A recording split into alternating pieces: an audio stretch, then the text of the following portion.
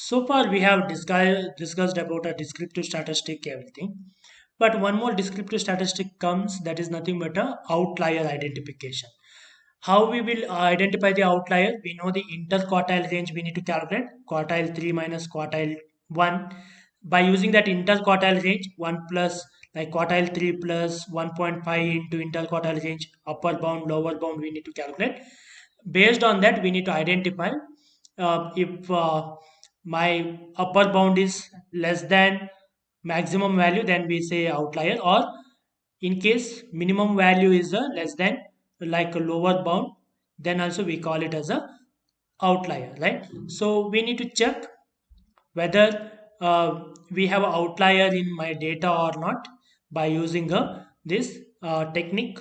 For that, what we will do, we'll go with the for loop. Okay, I say for each of the feature in continuous data, each of the column we will take.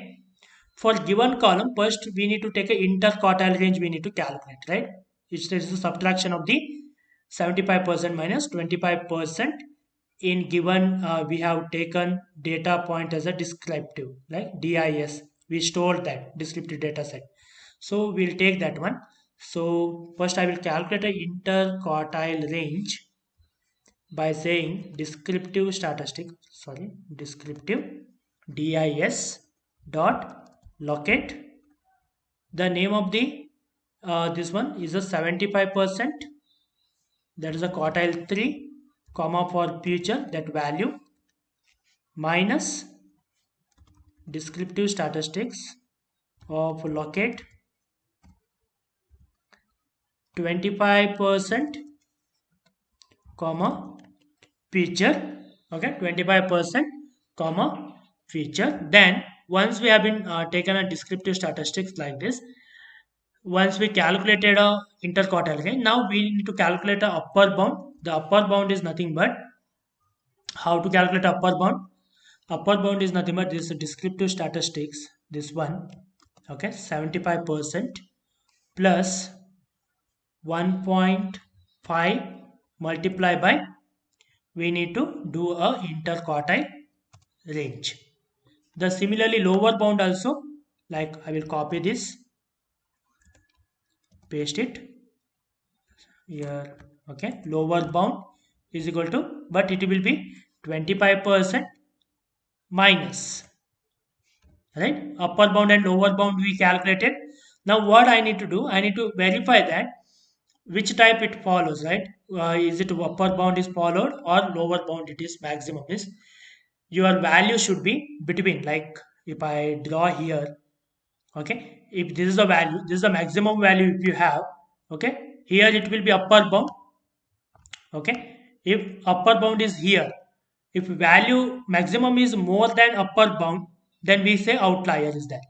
In case in a lower bound side, if this minimum value is less than lower bound, then we can say outlier is present, right? So what we will do, we'll say if we check, okay, we check that condition, that is nothing but this particular only I will take the maximum value, I will check. Okay, maximum value, if that maximum value is more than upper bound, then outlier is there.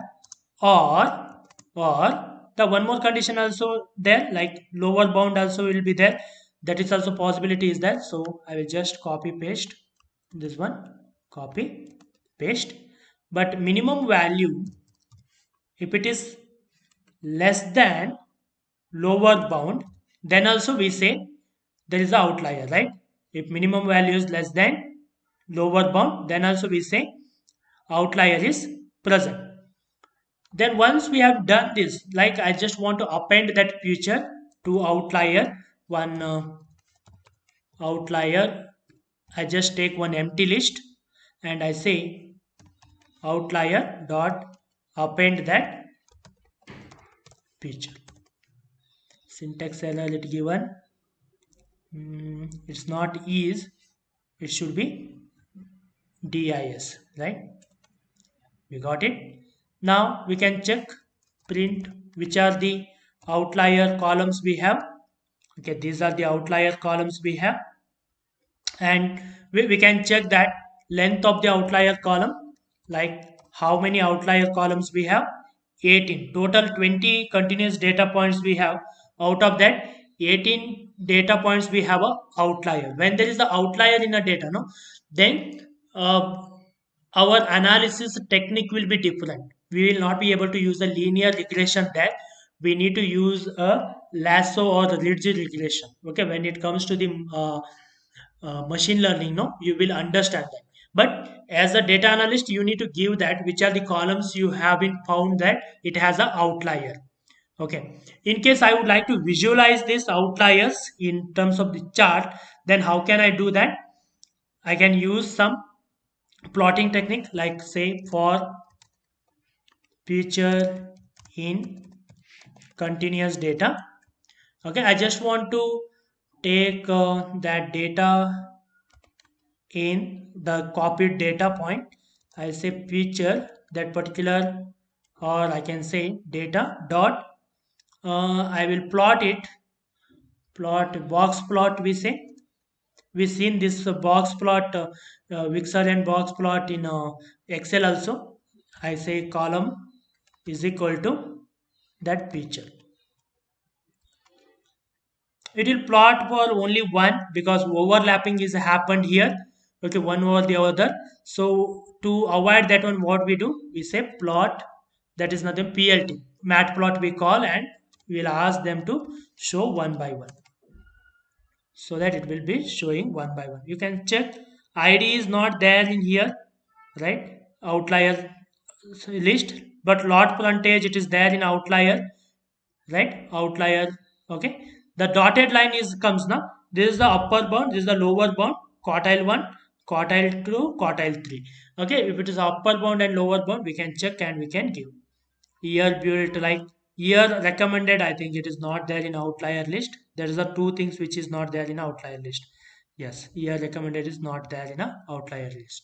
All other columns we have outliers. So what we need to do, we will not be able to use a normal distribution, like a normal linear regression and all. When you are doing a machine learning model, we need to use a different model for this.